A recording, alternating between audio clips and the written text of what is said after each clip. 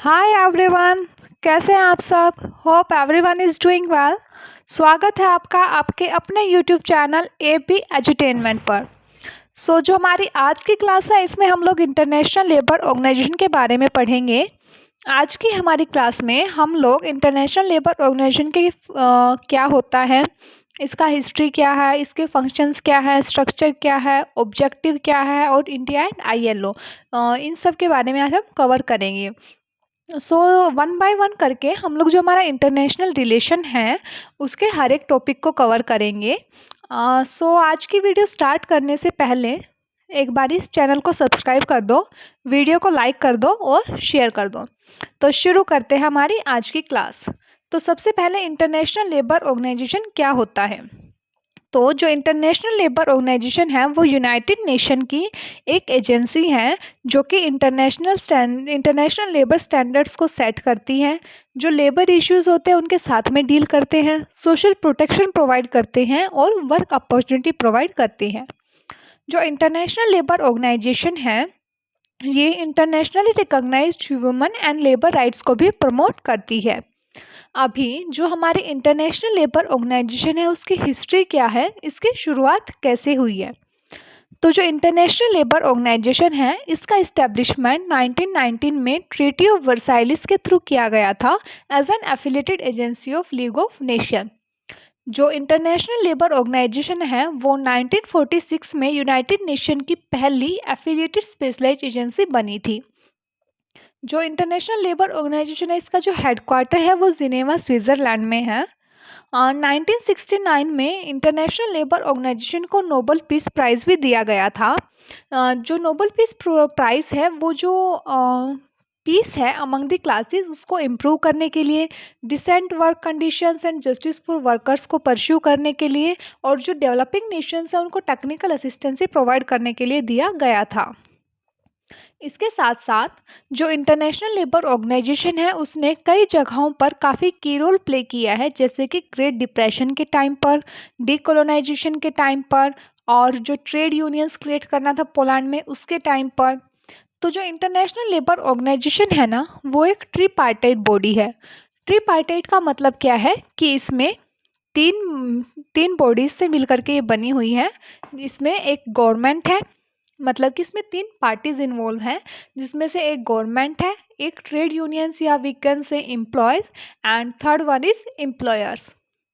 जो international labour organisation है उसका जो मेन ऑब्जेक्टिव था वो था इंटरनेशनल लेबर स्टैंडर्ड्स को सेट करना, और जो मतलब फंडामेंटल प्रिंसिपल्स और फंडामेंटल राइट्स एट वर्क है उनको सेट करना।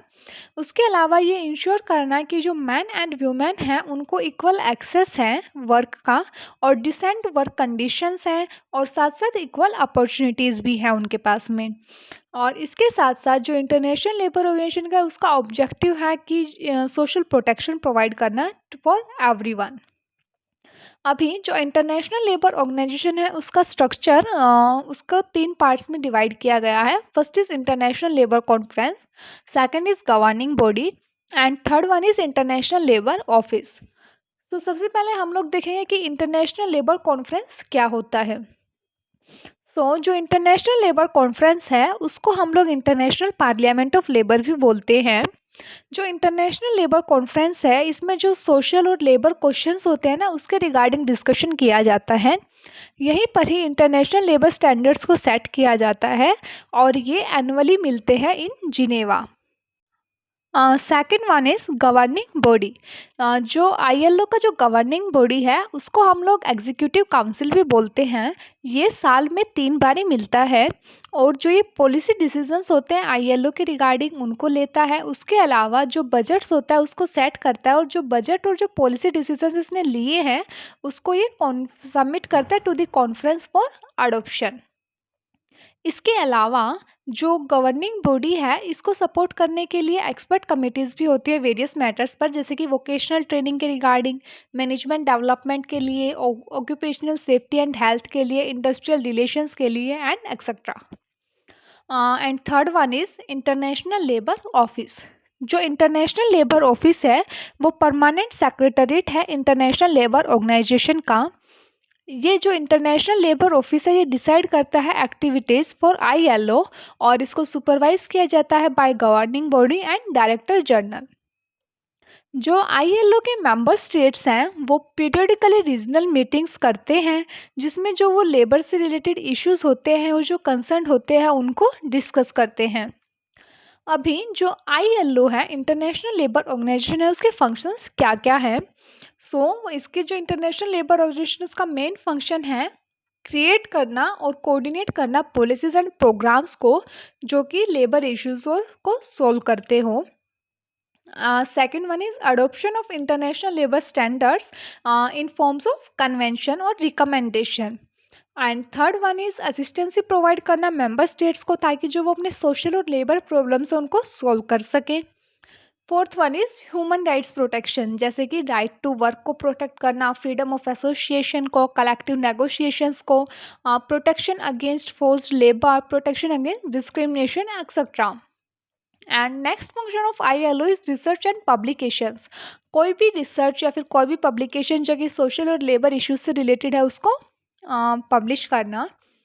अभी जो ILO है उसके 8 कोर कन्वेंशंस हैं जैसे कि first one is forced labour convention, second one is abolition of forced labour convention, third is equal remuneration convention, fourth is discrimination employment occupation convention, fifth one is minimum age convention, sixth is worst forms of child labour convention, seventh is freedom of association and protection of rights to organized convention, and eighth one is right to organize and collective bargaining conventions। अभी जो India है उसने इन 8 conventions में से सिर्फ और सिर्फ 6 conventions को रेक्टिफाई किया। जो इंडिया है उसने सिर्फ 6 कन्वेंशंस को रेक्टिफाई किया है। जो 2 कन्वेंशंस हैं that is freedom of association and protection of right to organise convention and right to organise and collective bargaining conventions को इंडिया ने रेटिफाई नहीं किया है। और इंडिया ने इनको रेटिफाई क्यों नहीं किया है? क्योंकि कुछ सर्टेन रेस्ट्रिक्शंस हैं गवर्नमेंट सर्वेंट्स के ऊपर। अगर जो हमारे इंडिया में इनको रेक्टिफाई किया जाता है तो हमें उन रेस्ट्रिक्शंस को गवर्नमेंट सर्वेंट्स से के ऊपर से हटाना पड़ेगा, जैसे कि फ्रीली ज्वाइन करना फॉरेन ऑर्गेनाइजेशन को या फिर फ्रीली एक्सेप्ट करना फाइनेंशियल कंट्रीब्यूशन को। तो इन्हीं रेस्ट्रिक्शंस की वजह से जो इंडिया है उसने लास्ट के जो 2 कन्वेंशंस है 7th एंड 8th कन्वेंशन उसको रेटिफाई नहीं किया है।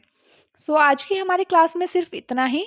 प्लीज़ चैनल को लाइक कर दो, शेयर कर दो और सब्सक्राइब कर दो।